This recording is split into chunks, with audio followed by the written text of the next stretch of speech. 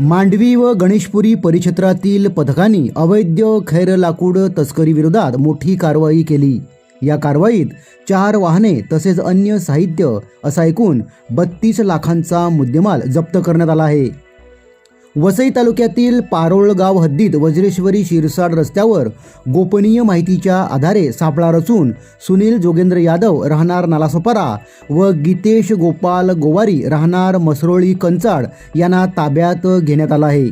तपासादरम्यान नालासोपारा धानिवबाग येथील वाहन तळावर छापा टाकून आणखीन 3 वाहने जप्त करण्यात आली। या कारवाईत खैर लाकडांनी भरलेली 4 वाहने, 2 आरोपी व 32 लाख रुपये मुद्देमालासह जप्त करण्यात आला आहे।